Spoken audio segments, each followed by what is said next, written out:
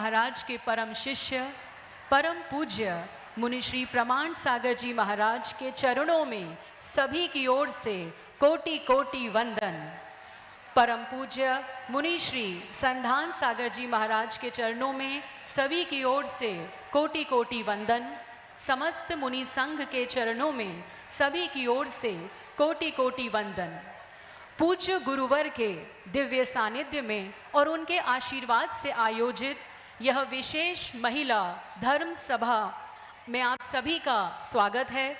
अखिल भारतीय दिगंबर जैन महिला परिषद भोपाल ने इस कार्यक्रम को सफल बनाने में अपना भरपूर प्रयास किया है और आप सभी की अभूतपूर्व संख्या में उपस्थिति इस बात का साक्ष्य है।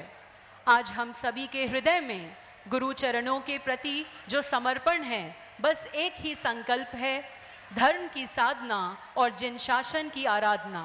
आज की इस विशेष धर्म सभा का विषय है नारी, साधना और सेवा का स्वरूप। इसमें गृहिणी से साधिका तक धर्म, ध्यान और सात्विक दिनचर्या में कि हम हो कैसे बढ़ सकते हैं, अपने घर में नित्य धर्म का दीपक कैसे जला सकते हैं, इन सभी विषयों पर पूज्य गुरुवर के प्रेरणादायक प्रवचन से आज हम मार्गदर्शन लेंगे।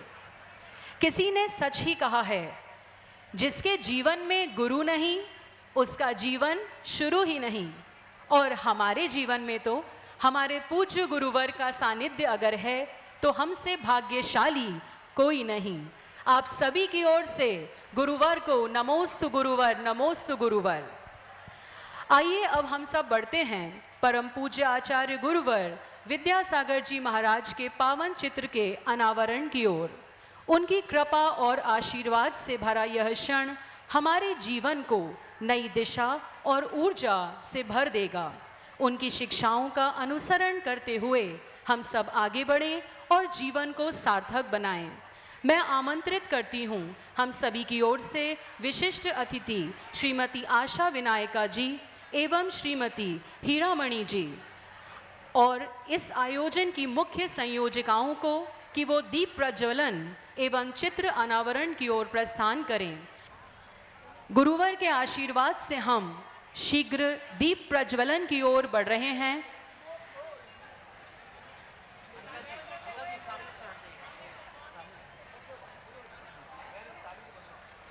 सभी जोरदार तालियां बजाएंगे। पूरे मन से, श्रद्धा से इस कार्यक्रम का भाग बनिए। ये अभूतपूर्व कार्यक्रम है गुरुवर की निष्ठा में। अब दीप प्रज्वलन की ओर हम बढ़ते हैं। जैसे दीपक की लौ सारे अंधकार को दूर करती है, वैसे ही हम अपने जीवन की ज्ञान की ज्योति जला पाएं, जीवन में शांति, समृद्धि और धर्म की भावना बढ़ा पाएं। इसी भावना के साथ आइए इस प्रोग्राम का पार्ट बने। शास्त्र भेंट की ओर चलते हैं। यह एक पवित्र और भावपूर्ण क्षण होता है जिसमें हम अपने पूज्य गुरुवर को शास्त्र भेंट कर उनका आशीर्वाद और कृपा प्राप्त करते हैं। फिर सभी गुरुवर के नाम का जयकारा लगाएंगे। जय जय गुरुदेव, जयकारा गुरुदेव का, जय जय गुरुदेव। हॉल गूंजना चाहिए हमारी आवाज से, जय जय गुरुदेव। शास्त्र भेंट के पश्चात हम पाद प्रक्षालन की ओर बढ़ेंगे।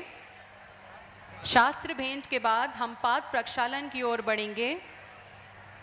मेरा सभी नवरत्न सौभाग्यशाली परिवारों से अनुरोध है, जो सदैव गुरु सेवा में तत्पर रहते हैं, वो पाद प्रक्षालन के साथ महिलाओं के साथ साझा करेंगे। आपसे अपील कर रही है, मैं भी आपसे अनुरोध करता हूं कि आप बाकी एक्टिविटी चालू रखिएगा, लेकिन आवाज को सिर्फ बंद रखिएगा ताकि यहाँ मंच की आवाज आप तक पहुंच सके।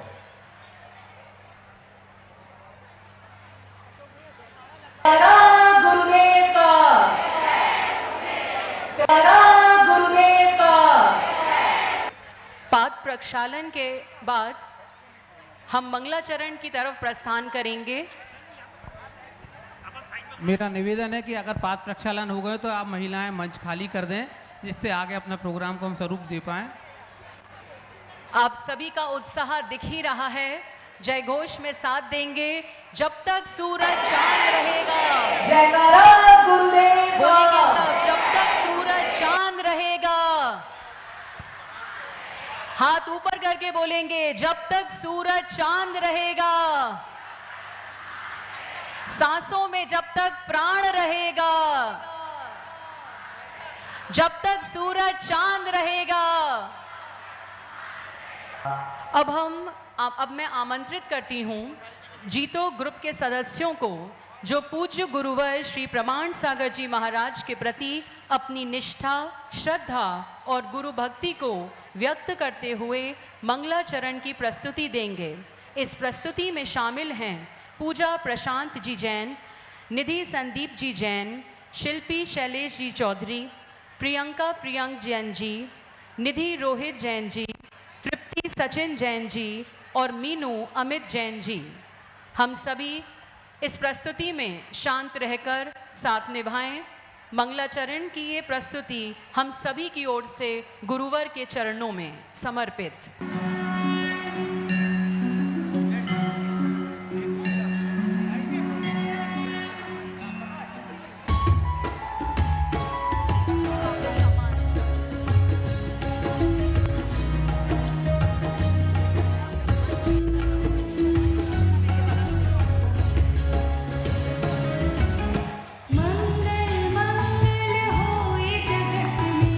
तालियां बजाएंगे।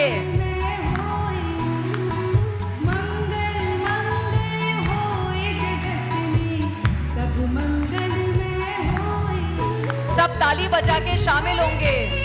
हर प्राणी का, इस धरती के हर प्राणी का मन मंगलमय होए। मंगल मंगल होए जगत में, सब मंगलमय होए।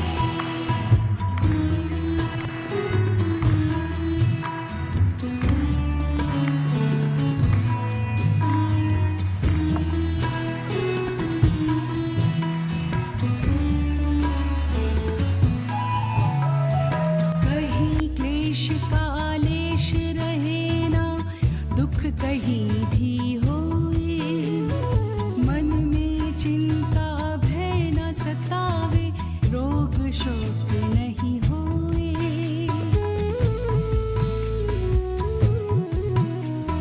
नहीं बैर अभिमान हो मन में, क्षोभ कभी नहीं होए।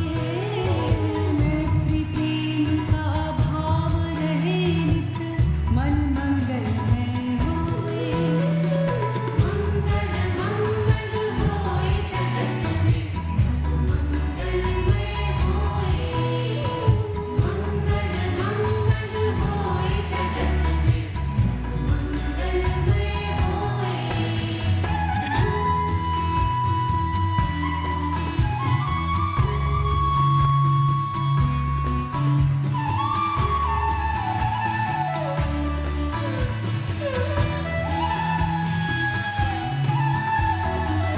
गुरु हो मंगल, प्रभु हो मंगल, धर्म सुमंगल होए। मात पिता का जीवन मंगल, परिजन मंगल होए।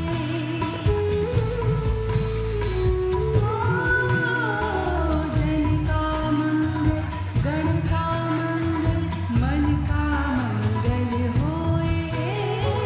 राजा प्रजा सभी का मंगल, धरा धर्म में होए।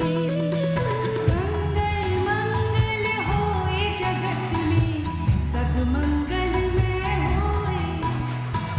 मंगल मंगल होए जगत में, सब मंगलमय होए। मंगल मंगल होए जगत में, सब मंगलमय होए। जोरदार तालियों, जोरदार तालियां, जोरदार तालियां।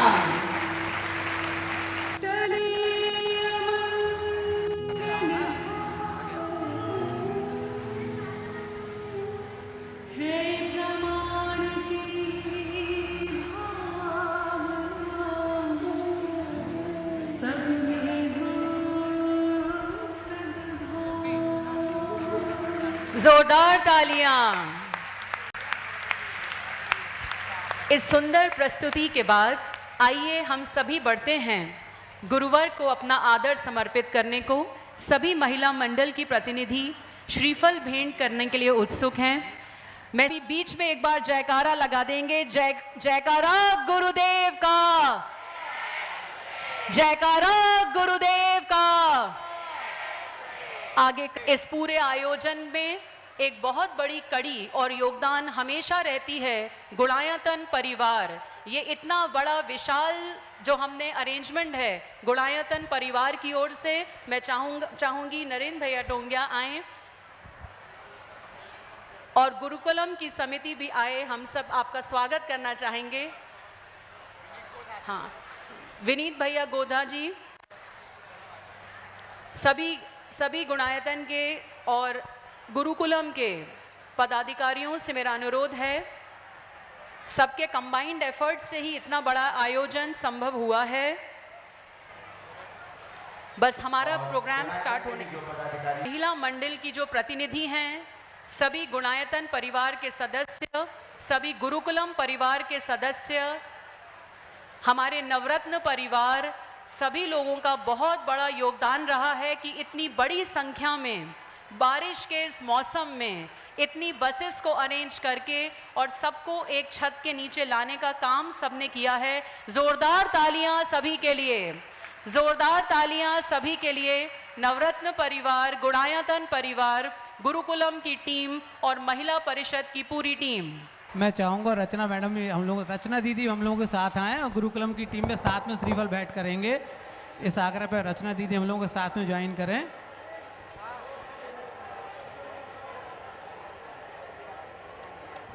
जयकारा गुरुदेव का। इस पूरे आयोजन के सूत्रधार के रूप में कुमुदनी दीदी और वंदना दीदी, मैं चाहूंगी आपका हम स्वागत सत्कार करें। महिलाओं की ओर से हम आपका बहुत बहुत धन्यवाद करते हैं कि आपकी मेहनत से सब एक जगह इकट्ठे हो पाए। अब आपका उद्बोधन है ना। अब मैं आमंत्रित करती हूँ श्रीमती आशा जी को सभी के स्वागत के लिए। परम पूजनीय गुरुवर 108 मुनि श्री प्रमाण सागर जी महाराज, मुनि श्री संदान सागर जी महाराज एवं समस्त मुनि संघ को मेरा नमोस्तु नमोस्तु नमोस्तु इच्छामि। आज का दिन बहनों मेरे ख्याल से आज सभी बहुत हर्षित होगी। हम गुरुवर को हमेशा सुनते तो हैं ही, परंतु आज का दिन हम सभी के लिए अत्यंत प्रेरणादायक एवं भाव विभोर कर देने वाला है। नारी के स्वरूप पर आपके चिंतन को सुन के ग्रहण करने का अवसर है, जो हमारे जीवन में एक सकारात्मक छाप छोड़ेगा। सभी को जय जिनेंद्र। अब वो समय आ गया है जिसका हम सभी को इंतजार था। हमारे पूज्य गुरुवर श्री प्रमाण सागर जी महाराज वो जीवन ज्योति हैं जिन्होंने असंख्य लोगों को जिनके जीवन को दिशा और दशा दोनों बदली है। हम किस्मत वाले हैं, हम बहुत भाग्यशाली हैं कि हमारे गुरुवर हमारे पास हैं।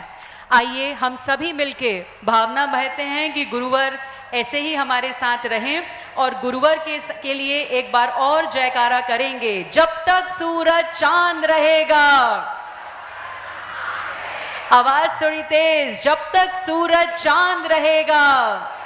महाराज जी को बोले नमोस्तु गुरुवर परिवार से महामुनिराज की, आचार्य श्री समय सागर जी महाराज की, गुणायतन प्रणेतासन का समाधान प्रवर्तक भावना एक पूज्य मुनिवर श्री प्रमाण सागर जी महाराज की। गुरुवर के चरणों में बारंबार नमस्ते करते हुए बंधुओं, पूज्य महाराज श्री जी के अंतर से आप देखते ही हैं ऐसी ऊर्जा का स्राव होता है जिसके माध्यम से हम सब भी उस अवगाहन करते हैं और उसके माध्यम से अपने जीवन को धन्य करते हैं। अभी तक अनेक कृतियाँ उनकी निकल चुकी और आज जिस कृति का विमोचन अभी यहाँ होना है, ये है जीवन के रंग, जीवन के उसका अभी विमोचन मैं चाहूँगा नवरत्न परिवार यहाँ पर उपस्थित हैं।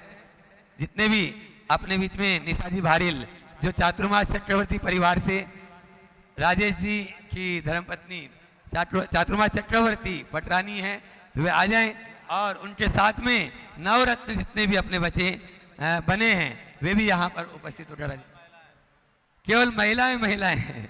ठीक है। श्रीमती विनीत जी डोदा अनुभव जी सराब परिवार से, रवि जी मड़वैया परिवार से, संदीप डोदा जी परिवार से, हिमांशु कलरैया परिवार से, हाँ लो मीना जी डोदा, साथ में विकास मीना जी डोदा यहाँ पर उपस्थित हैं, जो हमेशा अहरनिश इन कृतियों को प्रकाशन करने में लगे रहते हैं। एक बार जोरदार आपके दोनों हाथ ऊपर होते हुए तालियों के साथ में यह रंग जीवन का, हम कैसे रंग बदलते रहते हैं, 6 लेस्यों पर आधारित यह प्रवचन श्रृंखला, 6 लेस्यों पर आधारित यह प्रवचन श्रृंखला इसके अंदर में है। आप लोग अवश्य पढ़े बंधुओं। अभी तक 50 पुस्तकें, जिसमें 4 बातें 14 भाग में 16 पुस्तकों के रूप में काउंटर पर उपलब्ध है, ऑनलाइन भी उपलब्ध है, जैसा अभी भैया जी बता रहे थे। आप इन पुस्तकों का अवसर लें। यह रंग जीवन का पुस्तक आप जरूर लेंगे, पढ़ेंगे और अपने जीवन को धन्य करेंगे। अब हम गुरुवर से आग्रह करते हैं उनके उद्बोधन के लिए। एक काम करो, जिनका नामोल्लेख नहीं हुआ एक बार उनका करतल ध्वनि से अभिनंदन कर दो, है ना, बाकी बाद में कर लेना। और मेरे साथ महामंत्र के स्मरण के लिए अपना मानस तैयार करें। रमो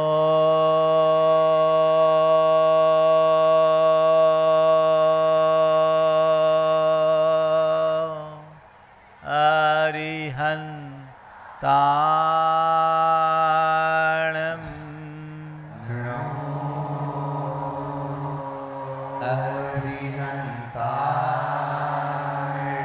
रमो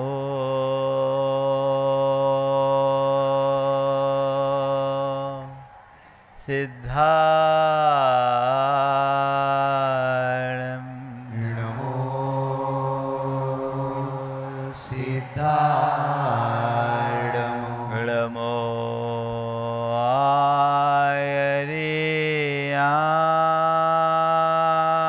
आयर्याणं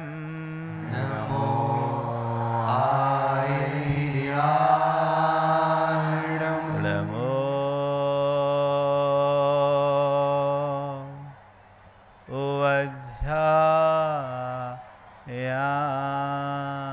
उवध्यायानं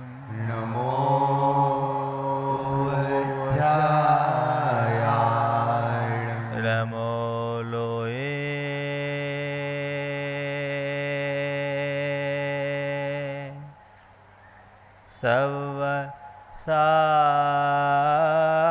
सवसाहुनं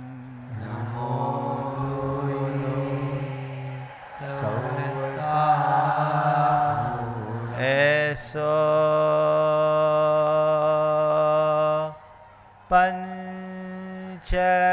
पंचड़मोयारो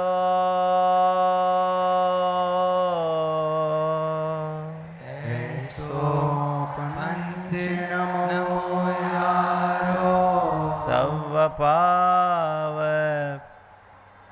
पणासनो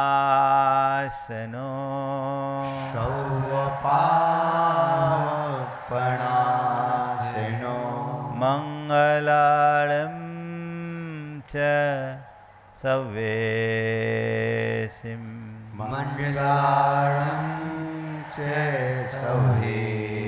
पढ़मं होय मंगलम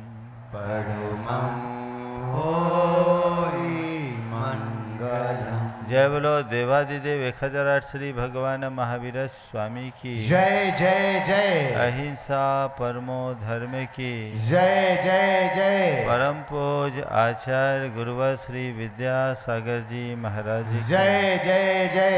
आचार्य श्री समय सागर जी महाराज की, पूज्य मुनिवर श्री प्रमाण सागर जी महाराज की, पूज्य मुनिवर श्री संधान सागर जी महाराज की, समस्त मुनि संघ की जयकारा गुरुदेव का। नमोस्तु भगवान। आज हम एक बहुत ही महत्वपूर्ण विषय पर चर्चा करने जा रहे हैं। नारी के संदर्भ में जब कभी भी चर्चा होती है तो लोग नारी को दो रूपों में देखते हैं। नारी का एक रूप जो उसके देहगत रूप में दिखता है।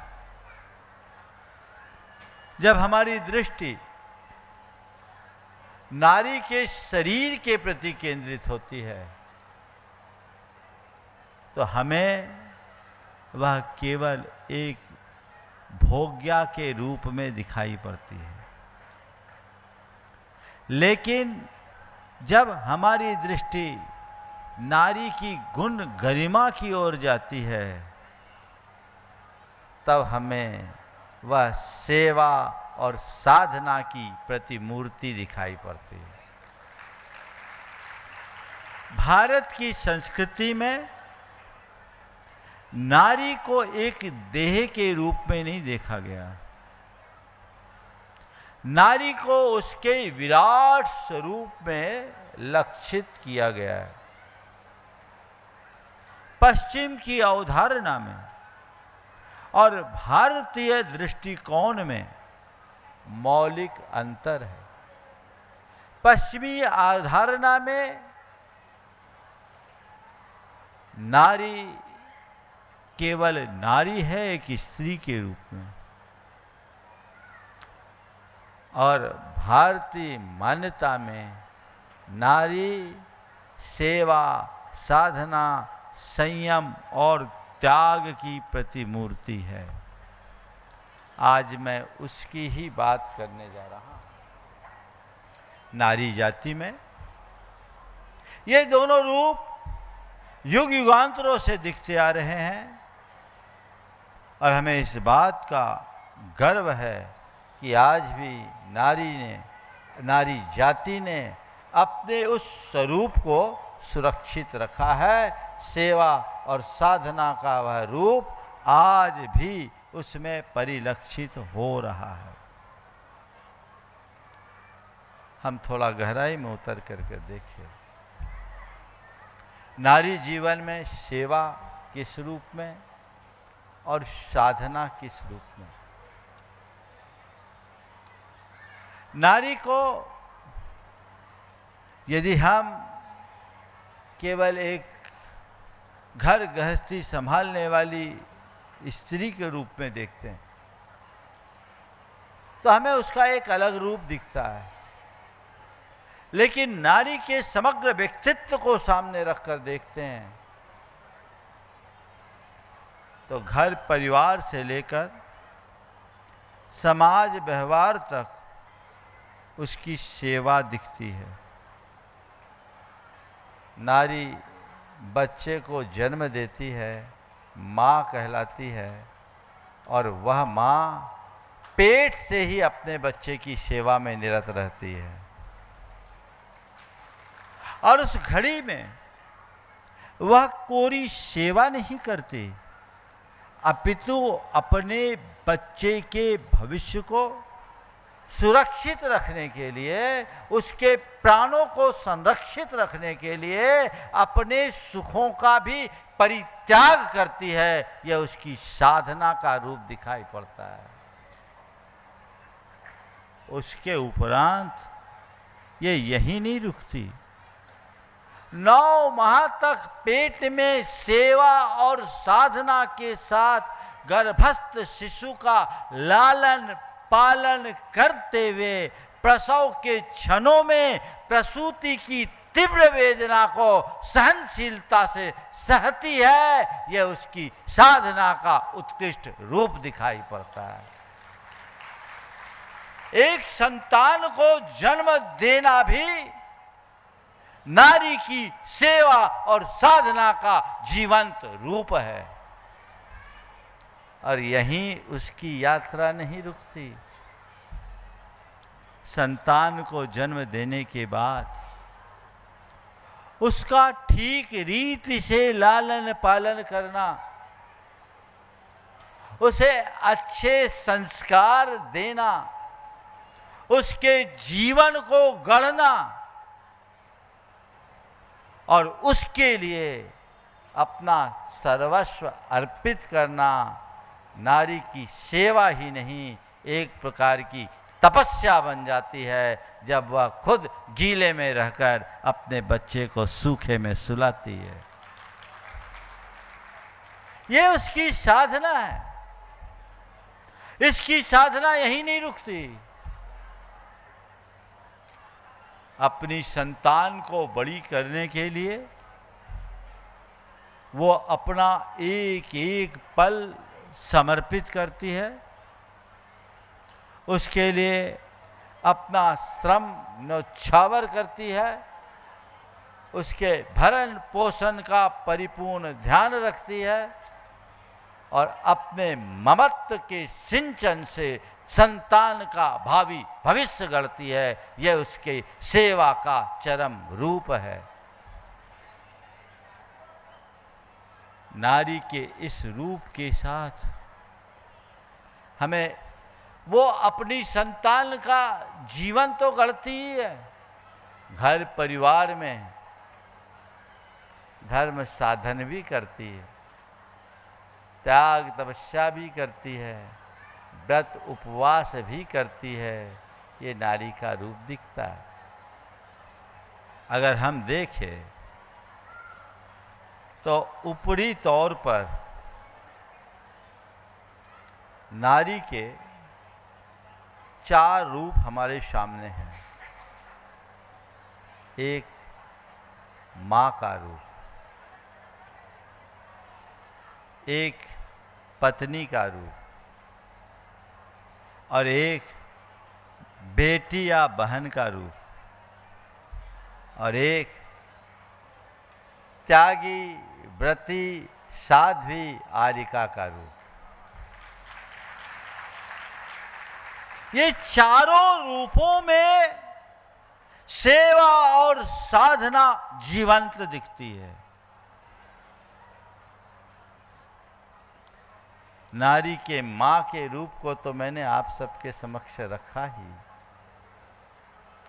संतान के संपूर्ण भविष्य का निर्माण एक माँ के ऊपर निर्भर करता है। कहा जाता है कि माँ के आंचल के सलवटों में संतान का भाग्य लिखा होता है और माँ वह सब कुछ कर पाती है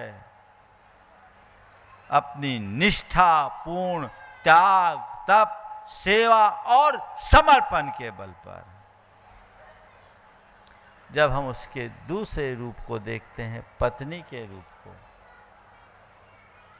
तो एक नारी पत्नी के रूप में भी इन दोनों का उत्कृष्ट उदाहरण बन जाती है। पति पत्नी का संबंध कोई भौतिक संबंध नहीं है या केवल यौन सदाचार तक सीमित संबंध नहीं है। पति पत्नी का संबंध प्रगाढ़ भावनात्मक संबंध है जो उसके त्याग समर्पण श्रद्धा और निष्ठा से परिपुष्ट होता है।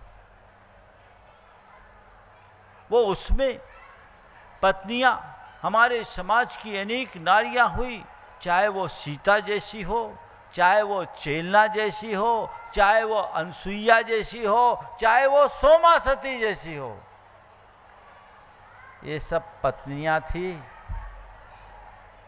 पर इन्होंने अपने सेवा और तप के बल पर उत्कृष्ट प्रतिमान स्थापित किए और उसका ये परिणाम है कि आज हमारे देश में नर से पहले नारी का नाम लिया जाता है।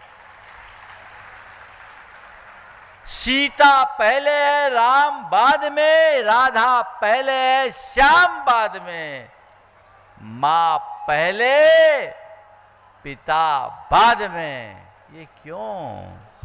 ये सब केवल नारी की श्रद्धा, सेवा और साधना की याद में है। ये है। अगर वो बहन और बेटी के रूप में देखते हैं तो बहन और बेटी में भी सेवा का भाव हमेशा दिखता है। घर में बहन अपना स्नेह न्योछावर करती है, ख्याल रखती है। बेटियां भी इसका ख्याल रखती है, चाहे छोटे बच्चों का हो या घर के बड़े बुजुर्गों का। माँ का कामों में भी हाथ बटाना उसकी परम रुचि रहती है इन कार्यों में, और वो उसका योगदान देती। और वही नारी जब तत्व ज्ञान से संपन्न होकर साधना के मार्ग में अग्रसर होती है, व्रत संयम को अंगीकार करती है, त्याग और तपस्या का रास्ता अंगीकार करती है, तब उसके अंदर से कोई त्यागी, व्रती, साध्वी या आरिका का रूप प्रकट हो जाता है, जो साधना की प्रतिमूर्ति तो होती है, अपने तत्वोपदेश और दिशा दृष्टि से पूरे समाज के उत्थान का रास्ता बताती है और एक प्रकार की समाज सेवा भी करती है। इन्हीं सब कारणों से नारी शक्ति को इतना सम्मान मिला। आज भी पुरुषों की तुलना में व्रत उपवास करके साधना रत रहने वालों में पुरुषों की तुलना में नारियों की संख्या ज़्यादा है ना? हो सकता है आज इस सभा में भी कोई उपवासी माँ बैठी हो, बहन बैठी हो, बेटी बैठी हो। ये क्या है? साधना के प्रति तुम्हारे सहज झुकाव का उत्कृष्ट उदाहरण है।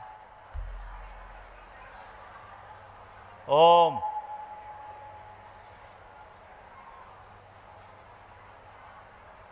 थोड़ा सा आपकी बात कर रहा हूं।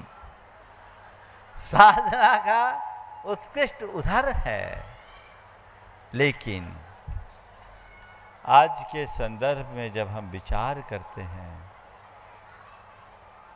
तो हमें कई बातें ऐसी दिखती है जिस पर हमें बहुत गंभीरता से विचार करने की आवश्यकता है। धर्म सभाओं में जब नारी जाति की आलोचना की जाती है, स्वाभाविक है सबको चुभती है। अगर उनकी सराहना की जाती है, आप सब प्रमुदित होते हैं। लेकिन मैं चाहता हूं आज न तो आलोचना हो या न सराहना, मैं आपके बीच न तो आपकी आलोचना के लिए आया हूं और न ही आपकी सराहना के लिए। मैं यहां उपस्थित हूं केवल सही दिशा दर्शन देने के लिए। आज यहां बैठी सभी मां बहनों को, बेटियों को थम करके विचार करने की जरूरत है।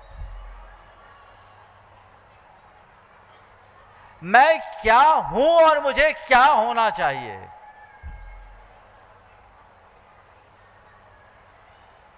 नारी जाति का जो गौरव और गरिमा है, क्या मैं आज उसे सुरक्षित रख पा रही हूं या वो कहीं खंडित हो रही है? यदि कहीं से खंडित हो रही है तो हमें उस पर गंभीरता से विचार करने की जरूरत है। आज एक अभियान चल पड़ा है, नारी सशक्तिकरण। क्या है? नारी सशक्तिकरण। अच्छी बात है, नारी सशक्त हो, इसमें कोई बुराई नहीं, होना चाहिए। हमें उससे कोई तकलीफ नहीं है। नारी समर्थ बने, नारी सशक्त बने, लेकिन सशक्तिकरण के नाम पर होने वाले भटकाव के प्रति हमारा ध्यान जाना चाहिए। आज कहने को सशक्तिकरण की बातें हैं, पर आप देख रहे हैं किस कदर भटकाव हो रहा है। आपने कभी विचार किया सशक्तिकरण के नाम पर क्या भटकाव है?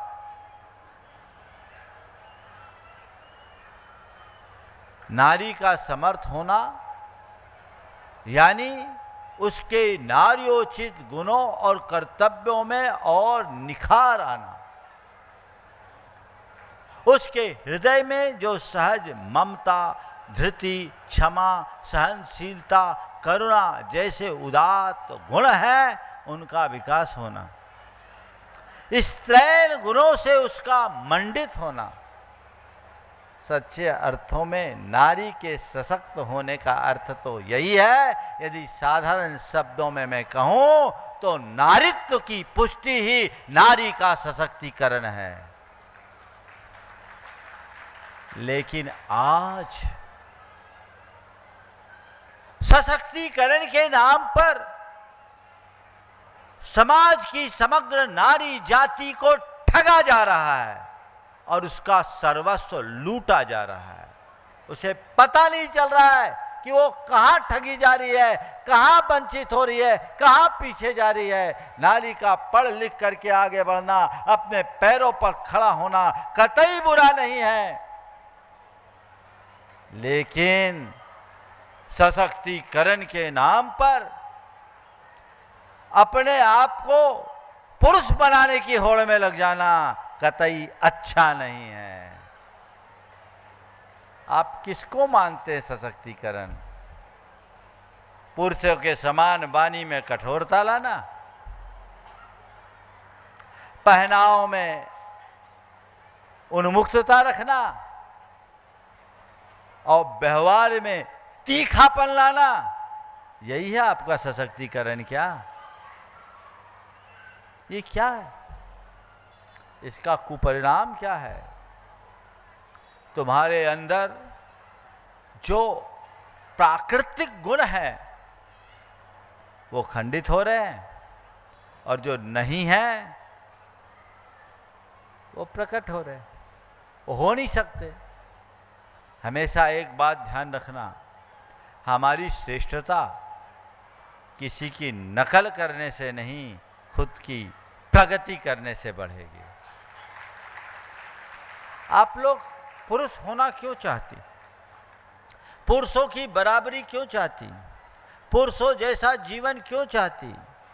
क्यों? क्या अपने आप में कहीं कमी हो? कहा जाता है या देवी सर्व देहेषु शक्ति रूपेण तिष्ठति, ऐसा कहते हैं ना, व्यवस्थिता। आप नारी शक्ति को तो एक अलग शक्ति के रूप में, प्रचंड शक्ति के रूप में यदि मान्य किया गया है, वो अपने आप में पर्याप्त है। मुझे लगता है कि आज पश्चिमी सोच के हावी होने के कारण आप लोगों के मन में अपने अंदर कहीं न कहीं हीनता का भाव है। मैं स्त्री हूं इसलिए पीछे, जबकि सच्चाई ये है कि पुरुषों को आगे बढ़ाने का काम हमेशा स्त्रियों ने किया है। कालिदास को महाकवि कालिदास सरस्वती ने बनाया और तुलसीदास को गोस्वामी तुलसीदास रत्नावली ने बनाया। नारी कम कहाँ है? नारी कहीं से कम नहीं, वो तो नारायण की जननी है। ये श्रेय तुम्हारे लिए प्राप्त हुआ है, उसे तो पहचानो। तुम्हें पुरुष बनने की जरूरत क्या है? नकल करने की जरूरत क्या है? अपनी मौलिकता को पहचानो, अपने मौलिक स्वरूप को आत्मसात करके चलो, जिससे जीवन बेहतर बन सके। शील, संयम, मर्यादा और सदाचार में ही नारित्व की सुरक्षा है। पढ़ाई लिखाई करना बुरा नहीं, आत्मनिर्भर होना कोई बुरा नहीं, आर्थिक रूप से आत्मनिर्भर होना भी समय के अनुसार स्वीकार्य हो सकता है, लेकिन इस आत्मनिर्भरता के नाम पर मर्यादाहीन आजादी कतई स्वीकार करने योग्य नहीं होनी चाहिए। विडंबना है कि आधुनिकता के नाम पर आज यही सब कुछ होने जा रहा है, हो रहा है। मेरा आप सभी से यही कहना है कि इसके प्रति गंभीर बने। आज की सभा में एक प्रण ले कि मेरा जो असली स्वरूप है सेवा और साधना का, मैं उसे अपने जीवन के अंतिम सांस तक जीवंत रखूंगी। वर्तमान युग में बहुत कुछ बदलाव भी आया है और बहुत कुछ भटकाव भी आया है। बदलाव क्या आया है और भटकाव कहाँ है, थोड़ी सी उसकी चर्चा करेंगे। हमारे शास्त्रों में एक नारी के 5 रूप बताए। नारी के 5 रूप, पहला कन्या का रूप, दूसरा पत्नी का रूप, तीसरा जननी या माँ का रूप, चौथा भार्या का रूप और 5वां कुटुंबनी का रूप। कन्या से लेकर कुटुंबनी तक नारी के 5 रूप रहे और नारी जाति ने सदैव 5 रूपों में खरा उतरकर हमारी समाज और संस्कृति का गौरव बढ़ाया है, उसे गरिमा मंडित किया। 5 रूपों में सबसे पहला रूप है कन्या का रूप। कन्या को मंगल बोला जाता है। ये सौभाग्य कन्याओं को मिला है, लड़कों को नहीं मिला। बोलो, मंगल में सचित्त मंगल के रूप में कन्या को परिगणित किया, लड़कों को नहीं। आज भी कुछ परंपराओं में कन्या भोज की परिपाटी है, कहीं पुत्र भोज नहीं होता। सोचो ये क्यों? कन्या के लिए एक दूसरा शब्द है दुहिता। जो दो परिवार का हित साधती है वह है दुहिता, वो है कन्या, जो अपने पिता के घर का भी और अपने पति के घर का भी कन्या को देहरी पर रखे गए दीप की तरह माना गया है, जो बाहर भी उजाला देती है और भीतर भी प्रकाश फैलाती है। ये है कन्या। उस कन्या को संस्कार और मर्यादा से युक्त होना चाहिए। ज्ञान विज्ञान में कुशलता के साथ संस्कारों और मर्यादाओं से बंधा होना चाहिए। हमारे यहाँ चाहे पुत्र हो या कन्या, सभी को कला और गुणों में निपुण होने की बात की गई। और यदि हम अपने सांस्कृतिक इतिहास को पलटकर देखते हैं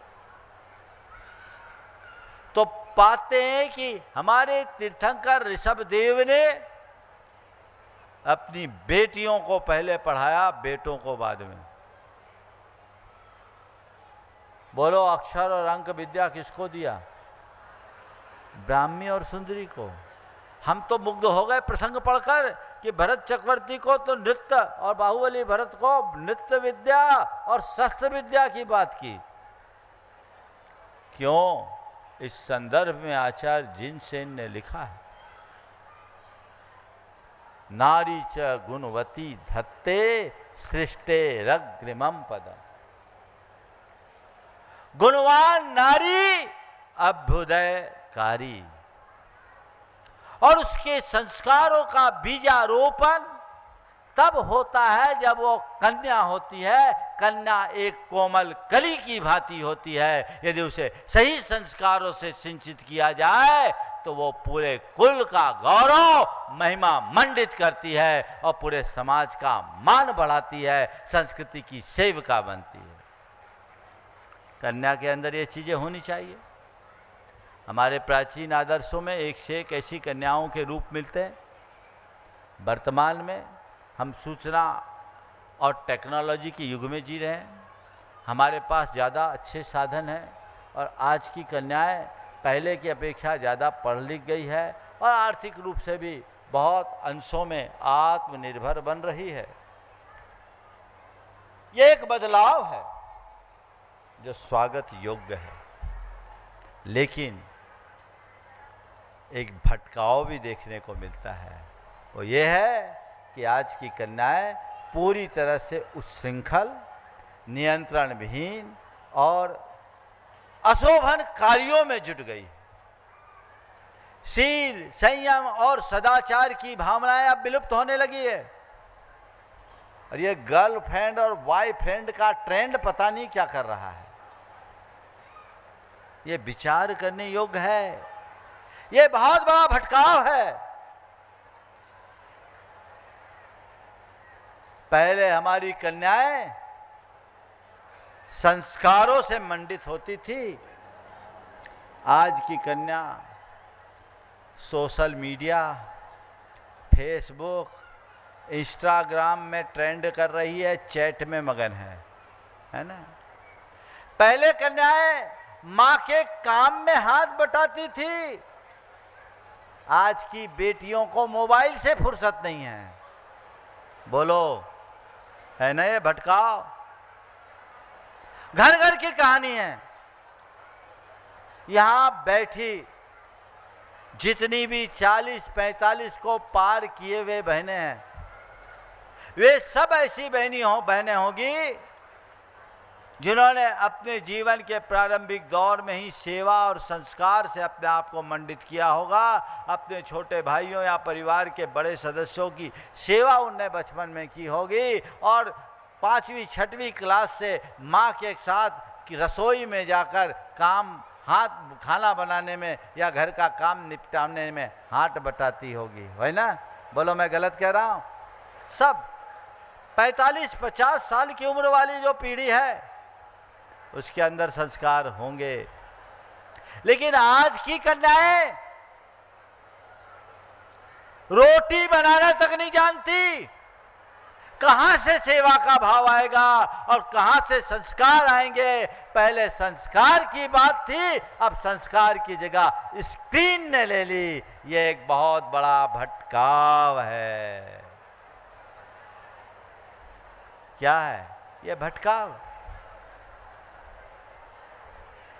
एक बेटी गुरु के पास पहुंची। गुरु ने पूछा, क्या करती हो? बोले, पढ़ाई करती। बोले, पढ़ाई के बाद क्या करती हो? बोले, कुछ नहीं, आजकल हम सोशल मीडिया में एक्टिव रहते हैं और रील्स बनाते हैं। क्या बनाते हैं?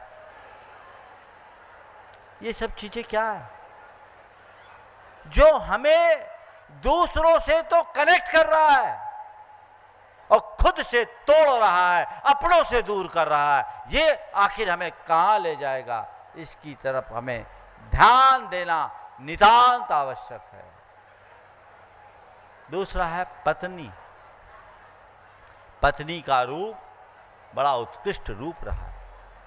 पत्नी वह जो अपने पति के पराये ना बनकर अपनी सेवा और सद्भावना से उसे उसके हर कार्य में सहयोगिनी और सहगामिनी बनती, सहचरी बन करके जीती और उसके दुख की घड़ी में भी उसे सही रास्ता बताती, सही मार्ग दिखाती और एक तरह से हर कदम से कदम मिला करके चलती थी।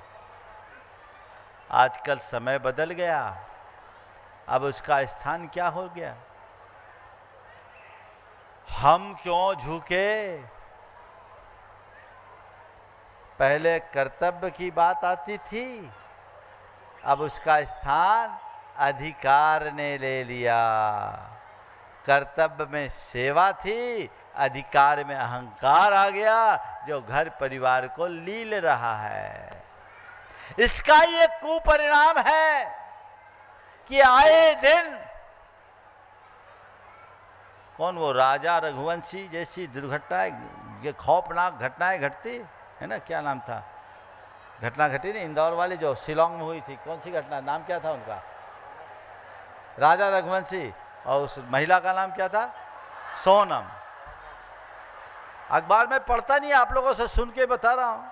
ये घटनाएं आए दिन क्यों हो रही है? संस्कारों की कमी के कारण।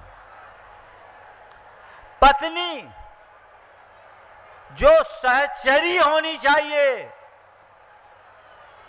अब वो प्रतियोगी बन गई है। यह भटकाव है। आज की गृहणियां, आज की पत्नियां पढ़ लिख गई, कामकाजी बन गई, घर के अलावा बाहर का काम भी करने में समर्थ हो गई। ये एक बदलाव है जो स्वागत योग्य है। लेकिन दूसरी तरफ का जो भटकाव है, जिसके कारण आए दिन तलाक और आत्महत्या जैसी घटनाएं प्रकाश में आती है, वो पूरी समाज के लिए बहुत गंभीरता से विचारणीय है। बहनों, मेरी बात सुन रहे हो आप लोग? थोड़ी सी शांति रख लो। हमने सुना, एक ने पूछा कि सबसे बड़ा आश्चर्य क्या है? सबसे बड़ा आश्चर्य क्या है? तो एक ने कहा 3 महिलाएं एक कमरे में 3 घंटे तक बंद थी और तीनों की तीनों मौन थी। समझ गए ना? तो कम से कम शांति रखें और जो विषय मैं आप सबके लिए दे रहा हूं, इसे गंभीरता से समझने की कोशिश करें। ये कार्यक्रम नहीं, क्रांति है जो पूरे समाज में बदलाव का संदेश दे सकती है। आज इसकी बहुत ज्यादा जरूरत है। बदलाव तो स्वीकार है, पर भटकाव कभी स्वीकार नहीं होना चाहिए। दुर्भाग्य है कि आज बदलाव का स्थान भटकाव ने ले लिया। तीसरा स्थान है जननी। जननी यानी मां, जो अपने संतान का समग्र जीवन गढ़ती।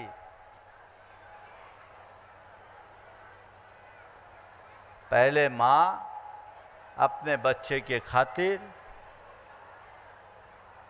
अपने सर्व सुखों का त्याग करती थी और अपने मातृत्व से संतान को सींच कर उसका भावी जीवन सुनिश्चित करती थी। आज माँओं में परिवर्तन आया है।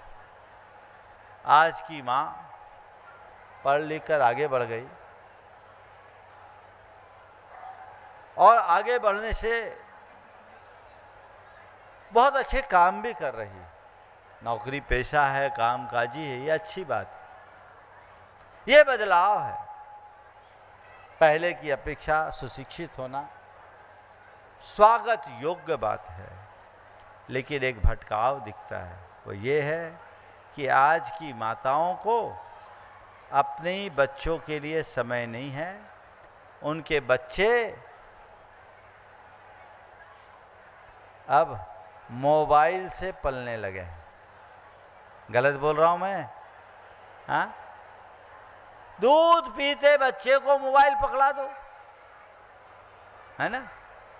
माँ बाप का शेड्यूल इतना बिजी है कि बच्चों को कहीं ना कहीं लगा देते हैं। एक ने बच्चे को मोबाइल पकड़ा दिया, बोले महाराज जी वो बिजी हो जाए, इसलिए मोबाइल पकड़ा दिया। हमने बच्चे को इतना बिजी क्यों करते हैं? बोले महाराज बच्चे बिजी होते तो हम लोग इजी हो जाते। बच्चे बिजी तो हम इजी। ये भटकाव, इससे बहुत सारी चीजें हाथ से निकल करके जा रही है, चीजें खो रही है। इस पर हमें ध्यान देना है। इसके बाद ये एक मां है, मां का मातृत्व दिखना चाहिए। बच्चों को केवल बच्चों का भरण पोषण ही नहीं, बच्चों पर संस्कारारोपण भी होना चाहिए और यह केवल एक मां कर सकती है और कोई नहीं। और वही मां कर सकती है जिसके पास अपने बच्चों के लिए समय हो, स्नेह हो, सद्भाव हो। ये बदलाव चाहिए। लेकिन जैसा मैंने कहा, माँ जो मातृत्व की मूर्ति थी, अब वो मैनेजमेंट में उलझ गई। माँ बदलकर मैनेजमेंट से चले जुड़ गई। ये बदलाव, ये भटकाव है। एक स्त्री का चौथा रूप है भार्या। भार्या बहुत उत्तम रूप है। भार्या का मतलब है जो पूरे परिवार का भरण पोषण करते हुए परिवार को धर्म पथ में लगाए रखे, जिसके कारण घर परिवार में सारी धार्मिक क्रियाएं संचालित होते रहे, दान धर्म का काम होता रहे, व्रत उपवास होता रहे, त्यागी तपस्वियों साधु सन्यासियों का सत्कार होता रहे। वो भार्या थी। आज के समय में हमारी भार्याएं बदलाव आया। आज हमारी समाज की महिलाएं बड़े बड़े एनजीओ चलाने में समर्थ हो गई, बड़े बड़े संगठनों का संचालन कर रही है। ये बहुत अच्छी बात है, उनकी उपलब्धि है।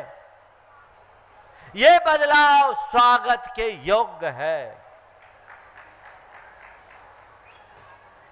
पर एक बहुत बड़ा भटकाव है, एक बहुत बड़ा भटकाव है कि आज की महिलाएं हमारे धर्म के कार्यों को गौण करना शुरू कर दी। अब तो दूसरों का भरण पोषण जाने दो, अब तो आपका खाना भी फूड ऐप पे आने लगा है। बोलो, है ना? पूरी तरह लाइफ स्टाइल में बदलाव है, डिजिटल होते जा रही है। जो गंभीर है, विचारणीय है, चुनौतीपूर्ण है। हमें इस पर गंभीरता से विचार करना चाहिए। अंतिम रूप है कुटुंबनी। हमारे देश में एक स्त्री को कुटुंबनी की संज्ञा दी, यानी घर की प्रमुखा। पूरे संयुक्त परिवार, विशाल परिवार, पूरा परिवार नहीं, कुटुंब की बागडोर घर की प्रमुखा के हाथ में होती थी। आज तो कुटुंब भी खत्म हो गए। अब तो परिवार खत्म, संयुक्त परिवार खत्म, एकल परिवार की अवधारणा बढ़ गई। अब परिवार की बात करें तो मैं, मेरा पति और मेरे बच्चे, इसके अलावा और कोई मतलब नहीं। सास ससुर को कहते हैं ये पति के माता पिता हैं। ये अवधारणा हमारे जो प्रेम, परस्परता, सहअस्तित्व, बंधुत्व जैसे उदात्त जीवन मूल्य हैं, उनको खंडित करने लगी है। इसे वापस जगाना चाहिए। उनके अंदर ये मेरा और तेरा का जो भाव आने लगा है। अब तो पति पत्नी में भी ये मेरा तेरा हो गया। सबके अपने पर्सनल अकाउंट होने लगे और एक दूसरे के प्रति छिपाव आना शुरू हो गया। यही भटकाव का कारण है। ये भटकाव हमारे घर, परिवार, समाज सबको तहस नहस कर रहा है। ये एक छोटा सा संकल्प है। कुल 5 संकल्प आपको लेना है और ये 5 संकल्प, जिनको ये संकल्प पत्र नहीं मिला उन्हें उपलब्ध करा दिया जाए और ये घर ले जाके रखे अपने नाम के साथ कि आज हमने चातुर्मास के क्रम में महिला धर्म सभा में ये संकल्प लिया।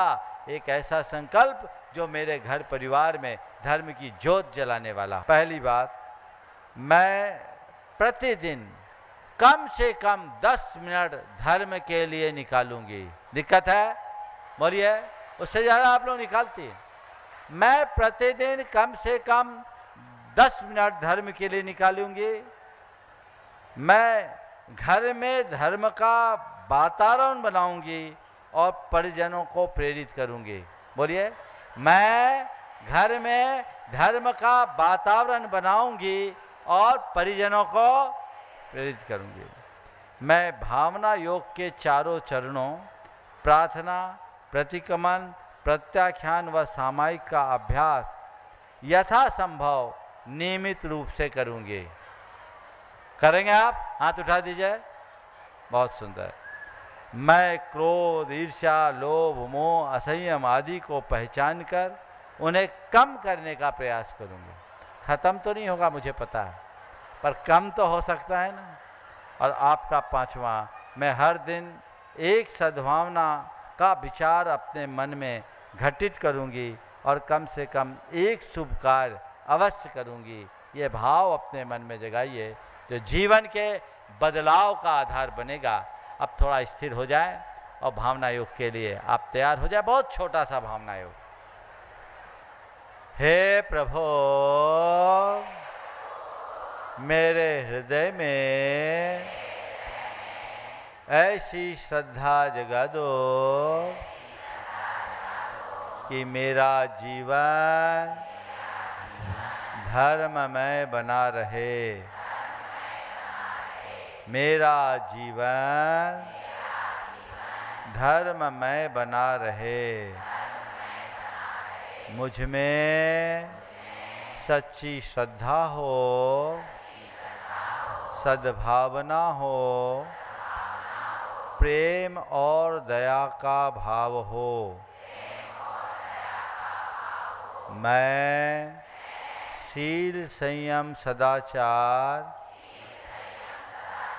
और मर्यादा युक्त जीवन जी सकूं। हे प्रभु, मैं शील, संयम, सदाचार और मर्यादा युक्त जीवन जी सकूं। हे प्रभु, मुझ में इतना विवेक जगा दो कि मैं आधुनिकता के साथ मौलिकता को सुरक्षित रख सकूं। हे प्रभु, मुझ में इतना विवेक जगा दो कि मैं आधुनिकता के साथ मौलिकता को सुरक्षित रख सकूं। हे प्रभु, मैं अपने बीते दिन की सभी गलतियों को स्वीकार करती हूँ। हे प्रभु, मैं अपनी सभी गलतियों को स्वीकार करती हूँ। मैं अपने द्वारा किए जाने वाले गलतियों की निंदा करती हूँ, उनके प्रति पश्चाताप करती हूँ। मैं सभी से क्षमा याचना कर सभी को क्षमा करती हूँ। सभी से क्षमा, सभी को क्षमा। मैं दूसरों पर दोषारोपण की बजाय खुद की गलतियों को स्वीकार करूंगी। मैं दूसरों पर दोषारोपण की बजाय खुद की गलतियों को स्वीकार करूंगी। मैं संयम, सदाचार और शील का पालन करूंगी। हे प्रभु, मुझ में मर्यादा हो, मुझ में मर्यादा हो, मुझ में संयम हो, मुझ में संयम हो, मुझ में सकारात्मकता हो, मुझ में सकारात्मकता हो। मेरा जीवन धर्ममय बने। मेरा जीवन धर्ममय बने। मैं सहज रहूं, मैं शांत रहूं, मैं सहज रहूं, मैं शांत रहूं, मैं संयम रखूं, मैं संयम रखूं, मुझ में सकारात्मकता हो, मुझ में सकारात्मकता हो। सहजो हम, सहजो हम, शांतो हम, शांतो हम, सोहम, सोहम, सोहम, सोहम, सोहम, सोहम, सोहम, सोहम, सोहम, सोहम। ओ